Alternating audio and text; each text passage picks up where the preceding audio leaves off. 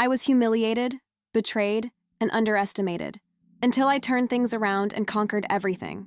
I've never been one to hold grudges. I've always had this habit of wanting to help everyone.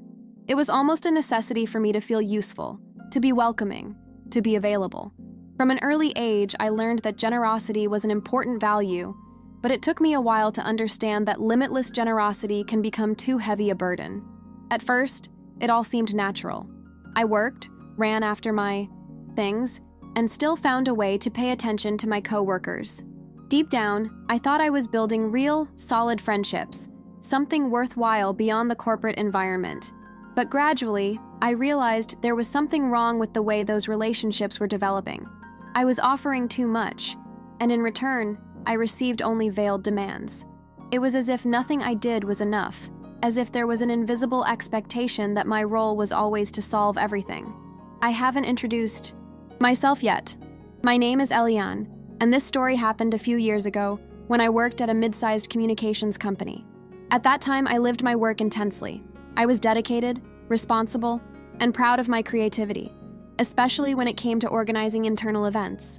I didn't have great luxuries or a life full of extraordinary achievements, but I considered myself happy with the small victories of everyday life. The problem is that I was surrounded by people who didn't see this positive side in me. Or perhaps they did, but used it as an opportunity to exploit me. Life seemed balanced at first glance, but looking back, I realized I was already living within a cycle of manipulation disguised as friendship. Things started subtly. A favor here, a favor there. Carolina, a rather vain coworker, always complimented me when I organized birthdays at the company. "You have a knack for this, Eliane," she'd say, in that saccharine tone I only learned to decipher later. The compliment was always accompanied by a request. "Could you help me choose the decorations? You understand this much better than I do." I accepted without much thought. I thought I was just being helpful. Vivian, inseparable from Carolina, reinforced everything, always with giggles and comments. "If it weren't for you, nothing would get done." I smiled, even though I felt something inside me slowly wearing away.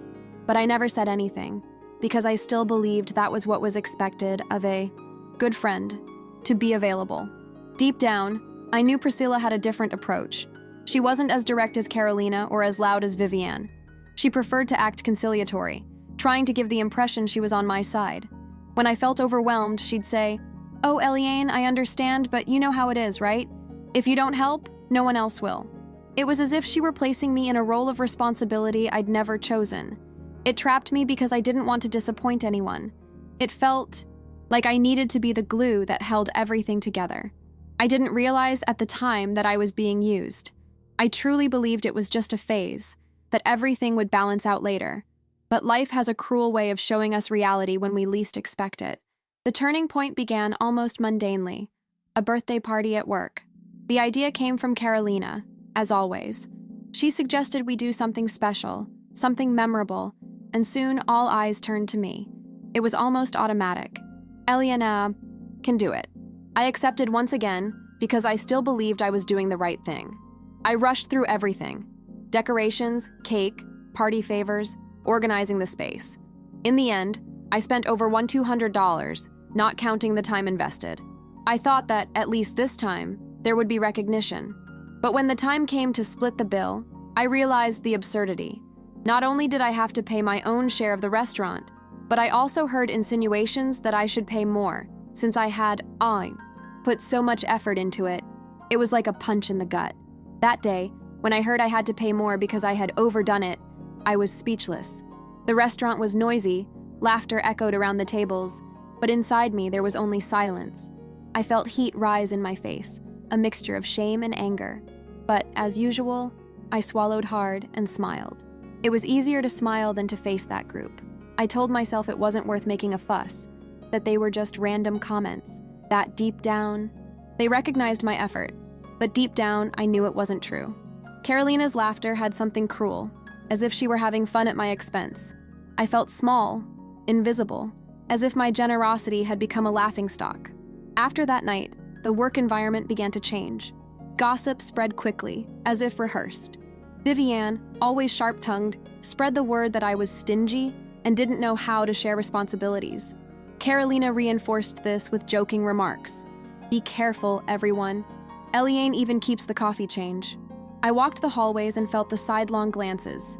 It was as if I had become the target of a silent campaign against me. At first, I tried to ignore it. I kept smiling, kept helping, but I felt increasingly worn down. At night, at home, I cried silently, wondering where I had gone wrong. What hurt me most was realizing how Priscilla, the self-proclaimed conciliator, used my vulnerability to reinforce the cycle. When I commented on the gossip, she'd say, "Oh, friend, don't worry, it'll pass. You know how it is." But she never defended me, never truly supported me. On the contrary, her tone was always one of justifying the group, as if the problem were my oversensitivity. I started to believe this. Was I truly weak? Was I making a mountain out of a molehill? This doubt gnawed at me more than the gossip. I no longer trusted myself. I was exhausted, but I couldn't find a way out. It was at that moment that two people appeared who would change my life, Claudia and Raphael. Claudia was relatively new to the company, and perhaps because of that, she had a fresher perspective on everything. One day, she found me in the cafeteria, head down, picking at my food, not wanting to eat. "Eliane, don't you realize how unfairly you're being treated?" she asked bluntly. I was speechless, but that question struck a chord. Raphael, for his part, had always been more discreet. He found me later in the hallway and said simply, "You keep your receipts, don't you? Use them. Show everyone how much you spent.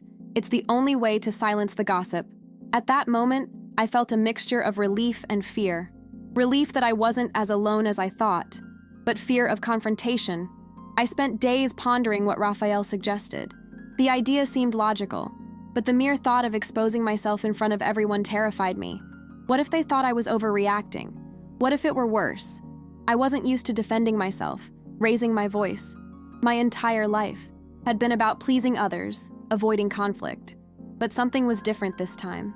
The weight I was carrying was no longer within me. I felt that if I did nothing, I would be crushed by the situation. It was in this dilemma that I realized how close I was to giving up. I considered quitting, running away, and starting over somewhere else. But deep down, I knew that if I did, I would only be repeating the cycle. With each passing day, the pressure mounted.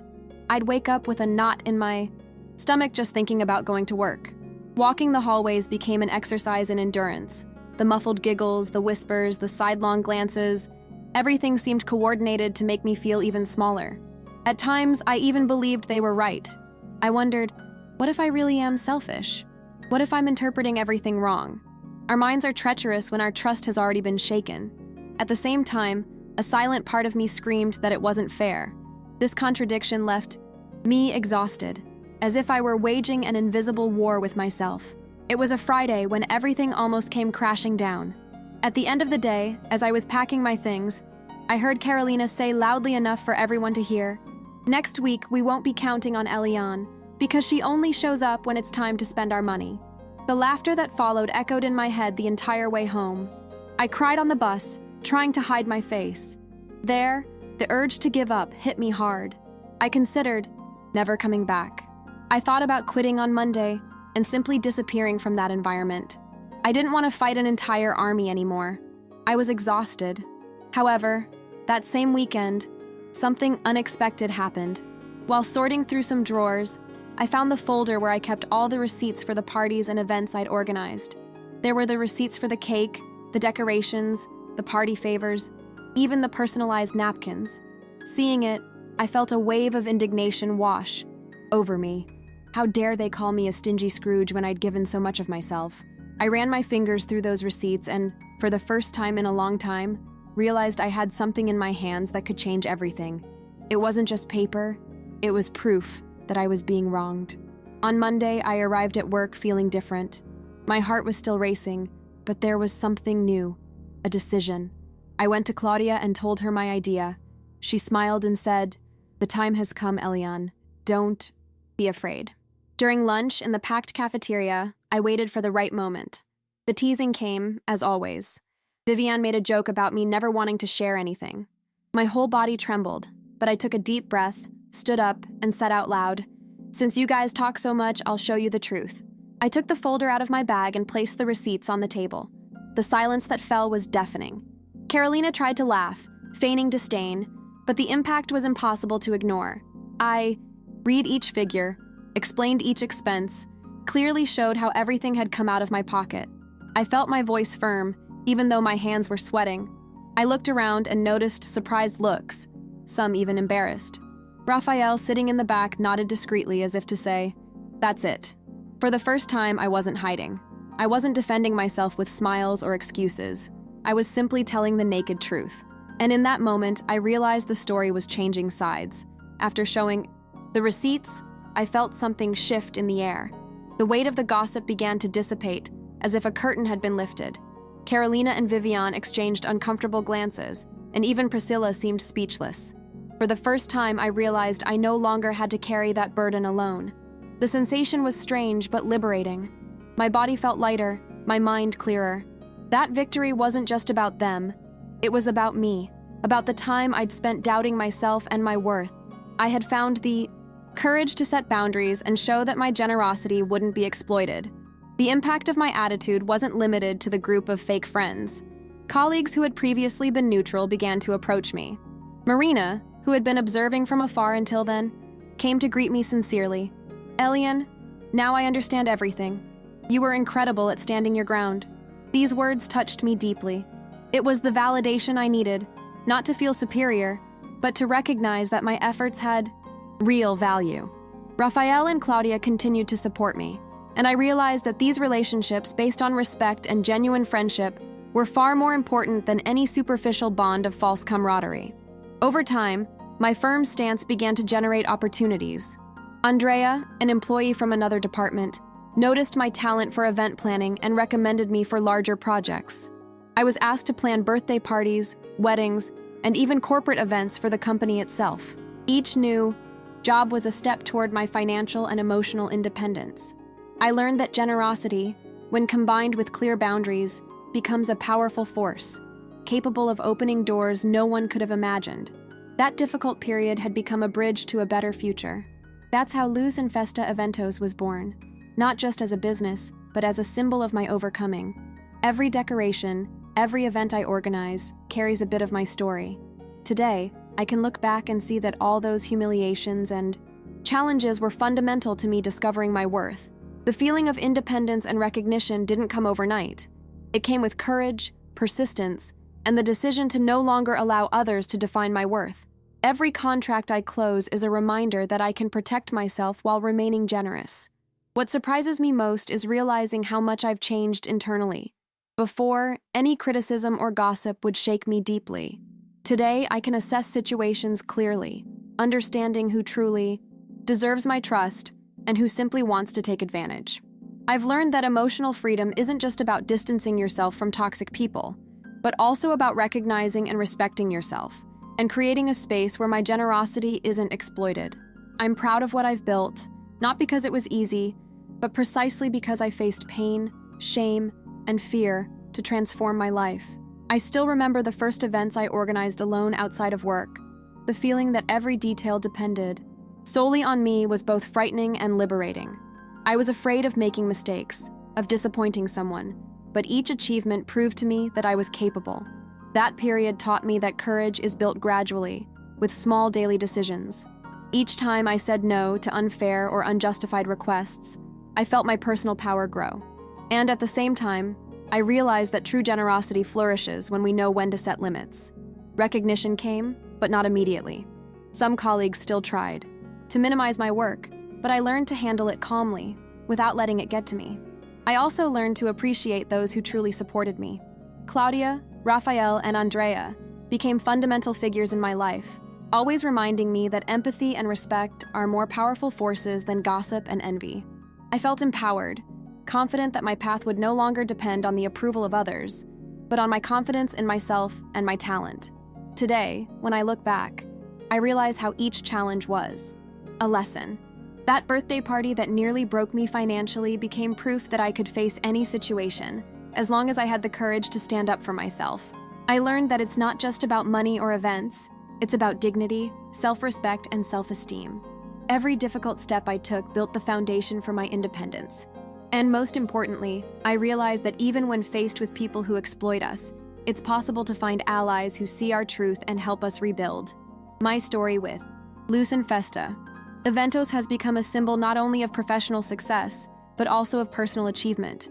Today, I receive messages from clients and friends who tell me they were inspired by my courage to face similar situations in their lives.